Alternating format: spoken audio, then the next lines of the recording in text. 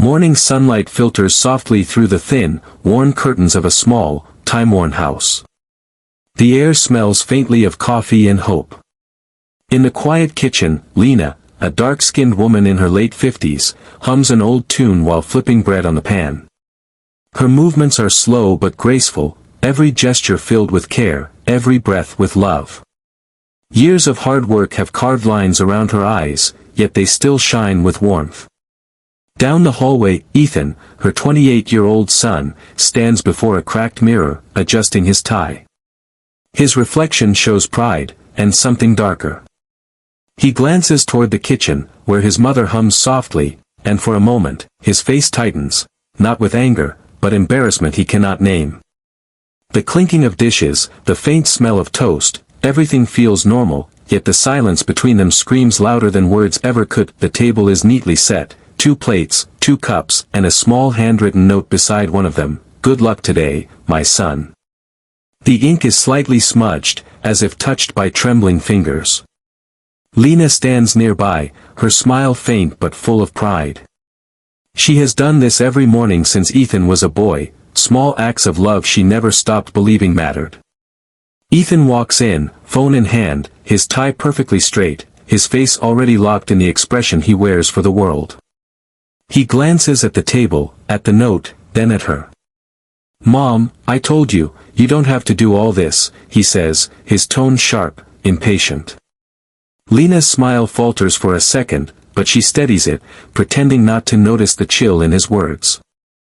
"I just wanted to make sure you eat before work," she replies softly. He exhales, not looking at her. "It's fine. Just, don't come to the door when I leave, okay?" Her eyes widen slightly. "Why, Ethan?" He doesn't answer right away.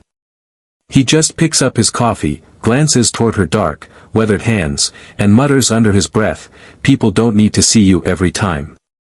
For a long second, the world goes quiet. The clock ticks, the toast cools, and her heart sinks a little deeper. But she forces a smile again, because that's what mothers do when love hurts. That evening, the house is cloaked in shadows, only the dim light of a single lamp casting long, trembling shapes across the walls. Lena stands by the kitchen counter, her hands folded, waiting for Ethan to come home.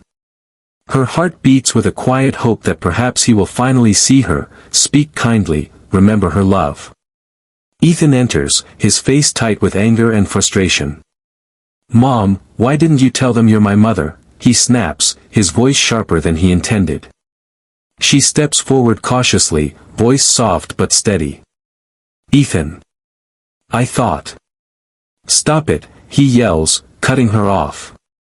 "You embarrass me." The words hit her like cold stones. Her lips tremble. "Ethan. I only ever wanted to." Before she can finish, his hand lashes out, striking her cheek with a sharp, echoing slap. The sound reverberates through the silent house. Lena staggers, her eyes wide with shock, tears welling instantly. Ethan freezes, his chest heaving, staring at his hand as if it doesn't belong to him. The reality of what he has done crashes over him like a tidal wave. His mother's tears glisten in the dim light, shimmering with heartbreak and disbelief. She steps back slowly, clutching her face, her voice a whisper, "I raised you. I loved you, and this is what I get." He turns away, choking back the guilt and shame that burns hotter than any anger. But it's too late. The damage is done. Silence envelopes the room, thick and suffocating. Outside, rain begins to tap gently against the windows, mingling with the sound of her quiet sobs. And for the first time, Ethan feels the cold, empty weight of regret, though he doesn't yet understand how deep it will go. Ethan retreats to his bedroom, slamming the door behind him. The room is dark except for the faint glow of the streetlight filtering through the blinds. He leans against the wall, chest heaving, staring at the hand that struck his mother, the hand that should have held her, comforted her, protected her. He slowly walks to the cracked mirror across the room. His reflection looks strange, almost unfamiliar. The confident young man he thought he was, is gone. In his eyes, he sees something monstrous, shame, fear, and the echo of his mother's tears. His hand rises to touch the mirror, trembling. Was this really me? He thinks. The reflection doesn't answer, only stares back, cold and accusatory. Down the hallway, the faint sound of quiet sobs drifts through the walls. Lena, sitting in the living room, has begun to pack a small bag, just a few essentials. She writes a note, her handwriting shaky but resolute. You don't need to be ashamed of my color. It's the same color that held you close when the world was cold. Remember that. Ethan doesn't notice. He only stares at his reflection, finally letting the tears fall, hot and bitter. The guilt that he had buried so deeply is now raw, unstoppable. For the first time in his life, he realizes that love cannot be replaced by pride, and that some actions, once done. She lowers her gaze, clutching the basket tightly. A single orange slips from it and rolls across the road, stopping near Ethan's feet. He doesn't pick it up. For a moment, the world seems to freeze, the sound of the crowd fades, and all that remains is the distance between a mother and a son who once promised to never let go. As Ethan turns away, Lena whispers softly to herself, "He must be busy," and walks off, her steps heavier than before. Laughter fills the grand dining hall, crystal chandeliers glimmer, silver spoons clink against porcelain plates. Everything shines, everything sparkles, except Ethan's heart. He sits beside Sophie, his hand resting stiffly on his lap, trying to blend into this world of charm and perfection. Sophie's parents are warm, curious, and kind. Her father raises his glass with a smile. "Ethan, it's wonderful to finally meet you. Sophie tells us you were raised by your mother alone. That's impressive." For a brief moment, pride flickers in Ethan's chest, his mother, yes, but then shame swallows it whole. The words stick in his throat. He forces a polite smile. "Yeah, she passed away a few years ago." The room goes silent for a beat. Sophie's mother touches his hand gently. "Oh, I'm so sorry, dear. You must miss her terribly." Ethan nods. "Every day," he whispers, but his voice cracks, betraying him. As the dinner continues, laughter returns to the table. Yet Ethan barely hears it. The sound of his lie echoes louder than any laughter could. Every sip of wine burns like guilt. In his mind, he sees her, Lena, sitting alone at home, her food untouched, her shawl still folded neatly beside her. Her eyes full of love, and waiting.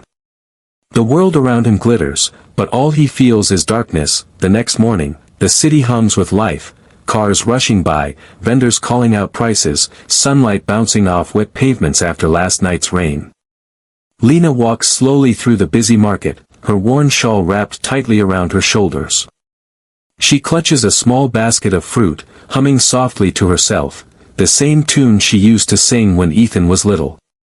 Across the street, Ethan appears, laughing with Sophie and two of her friends. They're all dressed neatly, their laughter easy, their smiles bright, a world apart from Lena's quiet simplicity. Lena's face lights up instantly. "Ethan," she calls out, waving cheerfully from the other side of the road. Her voice carries love, pride, and a mother's joy, that innocent joy of seeing her child happy. Ethan freezes mid-step. Sophie turns toward him, curious. "Who's that?" one of her friends asks, watching the woman waving in the distance. He feels his throat tighten. The air suddenly feels heavier. His mind races, what will they think? What will Sophie think? And before his heart can stop his mouth, he blurts, "No one. Just, someone from the neighborhood." The smile on Lena's face fades instantly. Her hand drops slowly, her wave dying midair. The light in her eyes dims, replaced by a quiet, fragile confusion. That night, Lena sits alone at the dinner table. The food she cooked for herself grows cold. The clock ticks endlessly. Her eyes keep glancing toward the door, imagining Ethan walking in, laughing, telling her how wonderful the night went. But he doesn't. Somewhere in the distance, thunder rolls, the kind that makes you feel how empty a house can really be. The afternoon sun spills lazily through the living room window, dancing across the old lace curtains. Lena wipes her hands on her apron, glancing nervously at the clock. She's been cleaning since morning, dusting, polishing, and straightening everything in sight. A small vase of fresh flowers sits on the table, and she keeps adjusting it again and again, as if perfection could hide her nervousness. A knock breaks the silence. Ethan steps in with Sophie, his new girlfriend, young, elegant, dressed in soft pastel colors. Her perfume fills the small room instantly. Lena's face lights up. "Oh, you must be Sophie," she says warmly. "Welcome, dear. I made some tea, hope you like it." Sophie smiles politely, her voice gentle. "That's very kind of you, ma'am."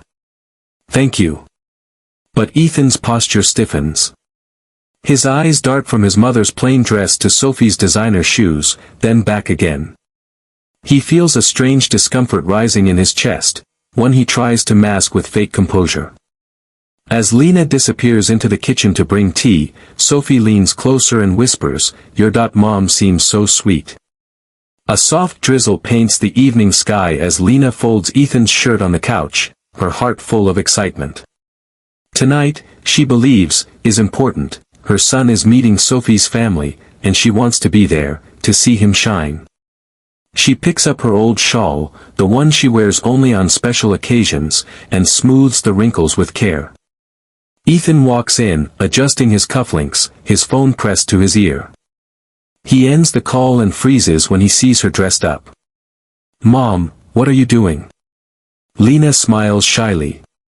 "I thought I'd come with you tonight. Meet Sophie's parents." His face hardens instantly.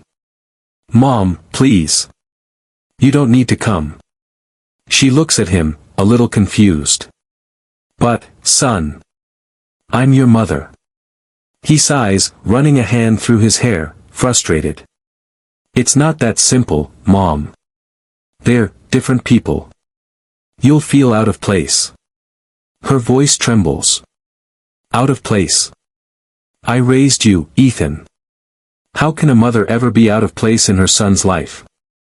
He looks away, guilt flickering across his face, but pride kills it before it can grow. "I just don't think it's a good idea. Please, don't make this harder."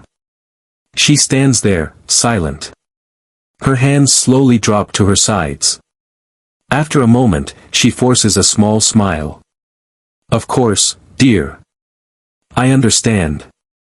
Ethan nods awkwardly. "Yeah, she's just a bit traditional." Sophie smiles. "That's lovely." But Ethan doesn't meet her eyes. He looks instead at the floor, where a small stain near his mother's slippers catches his attention, and somehow, shame seeps through him like poison.